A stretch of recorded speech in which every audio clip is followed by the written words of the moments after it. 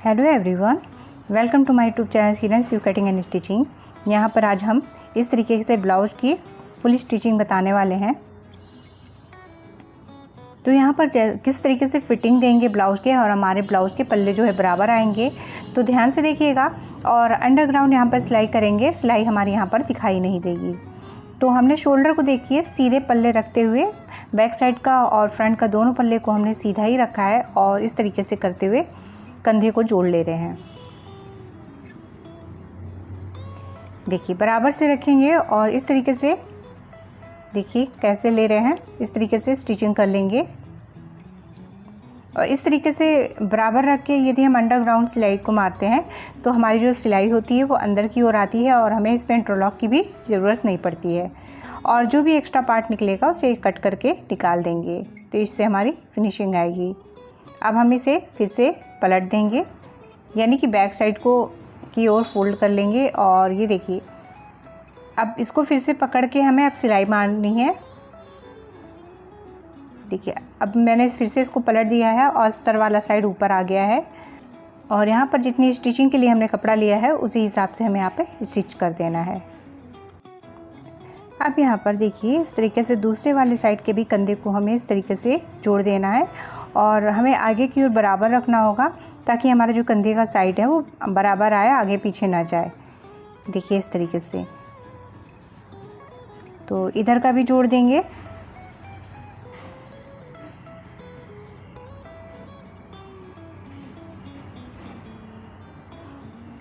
देखिए इस तरीके से बराबर से हमने सिलाई चला ली है।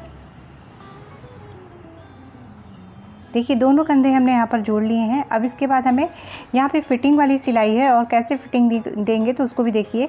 तो हमने फिर से इसको पलट के सीधे साइड को ऊपर कर लिया है और हमें बराबर से इस तरीके से रख लेना है। रखने के बाद साइड साइड में सिलाई चला लेना है। तो देखिए सेंटर वाली लाइन से मिलाना है। सेंटर में हमने एक लाइन खींच रखी है उस तरीके से, और हमें बराबर से इस तरीके से रख के मिला लेंगे और यहाँ पर स्टिच कर लेंगे। और नीचे से हमें कमर पट्टी ज़रूर मिला लेनी है, हमारी बराबर आनी चाहिए। तो हमने उसको देखते हुए रखा था। देखिए ये हमारे यहाँ पे सेंटर है और फ्रंट में भी सेंटर पॉइंट है, उसको मिलाते हुए हम रखेंगे।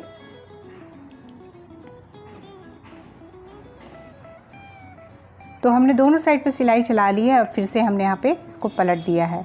पलट के यानी कि बैक साइड को ले आए हैं और फ्रंट वाले को अंदर कर दिए हैं, जो हमारा फ्रंट वाला पल्ला है। अब देख लेंगे यहाँ पर हमारा जो ये चेस्ट है तो कितना है, 36 का 4 पार्ट लेना है।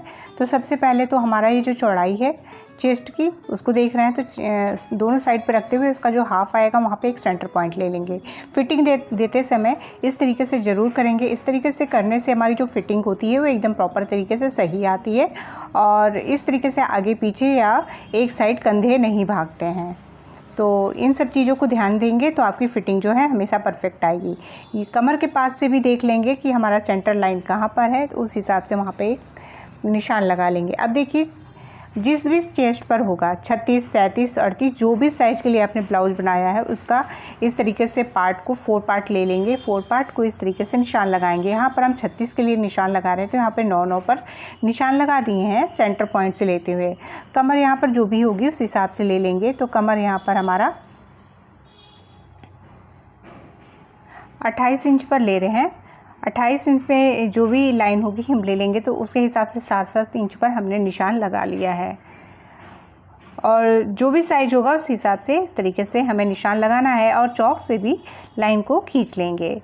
तो देखिए यहाँ पर हम अब इसको फिर से नीचे से एक बार मिला के फिर ऊपर की ओर लेके आएंगे, ताकि जो है हमारा नीचे से आगे पीछे नहीं आना चाहिए, नीचे हमारा बराबर आना चाहिए। और जो भी एक्स्ट्रा आएगा तो ऊपर से हम छांट सकते हैं, नीचे से हमें कुछ भी नहीं करना है।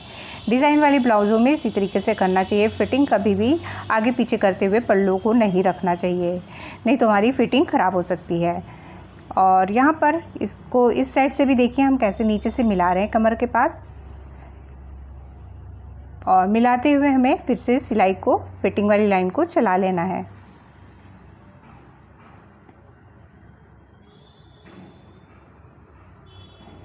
तो यहाँ पर इसकी सिलाई को हम ऊपर तक इसी तरीके से लेके जाएंगे बराबर करते हुए।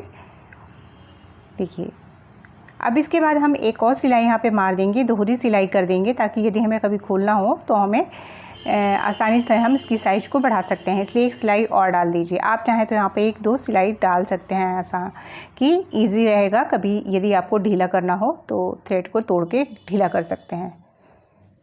इधर भी हम साइड में एक सिलाई और लगा दे रहे हैं।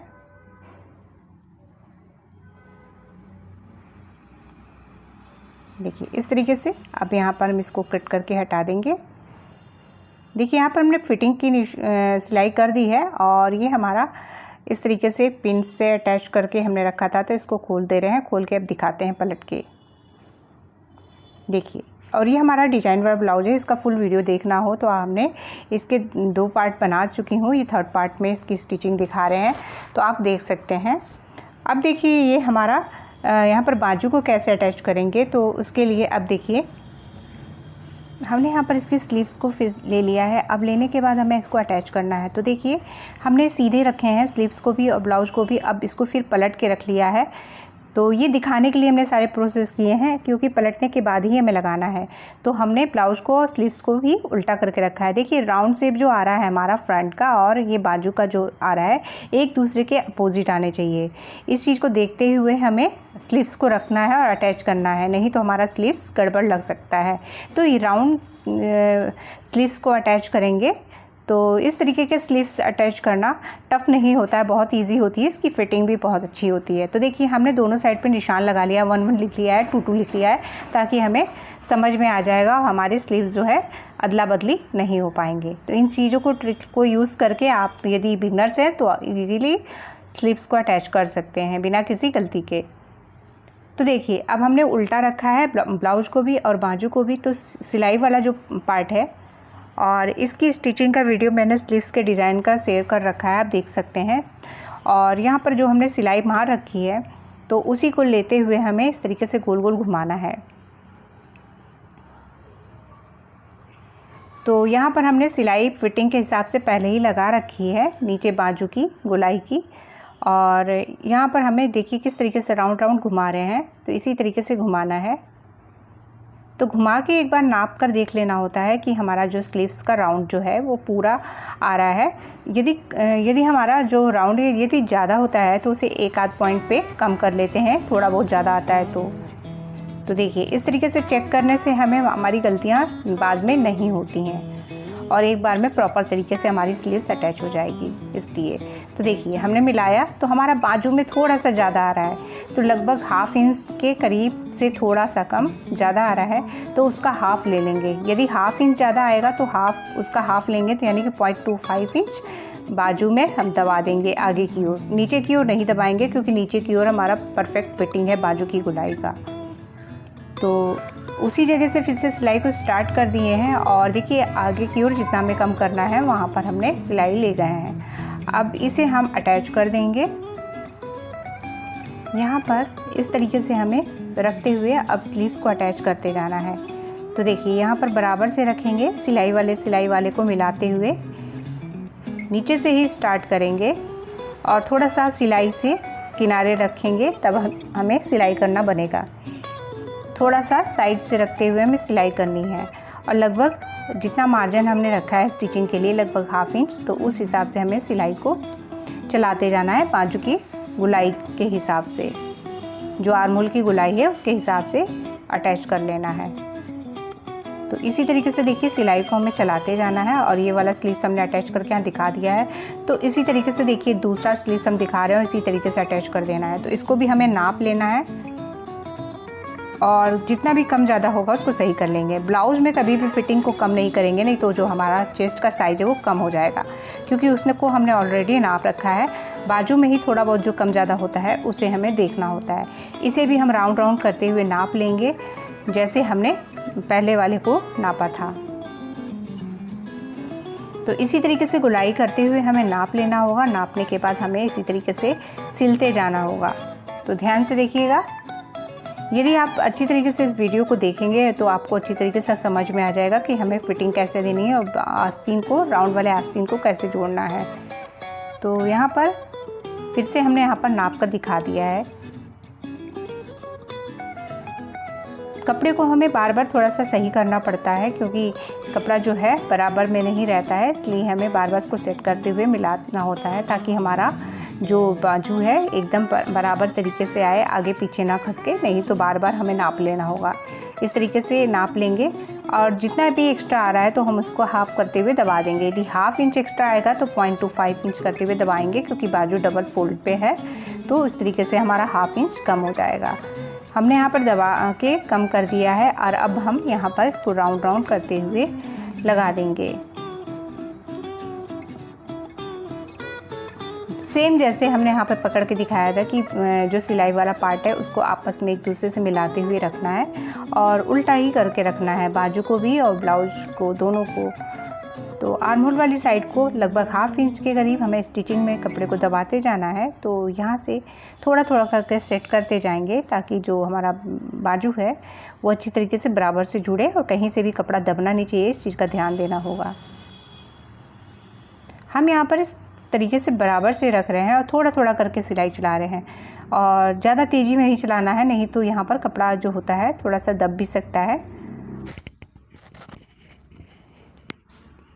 यहाँ पर थोड़ा थोड़ा कपड़ा पकड़ते हुए हमें दबाते हुए सिलते जाना है। तो यहाँ पर थोड़ा सा सेट कर लेंगे, फिर स्टिचिंग कर लेंगे। नीचे से कपड़े को बराबर से रखेंगे और कपड़ा देखेंगे नीचे से कहीं पकड़ में ना आ रहा हो एक्स्ट्रा।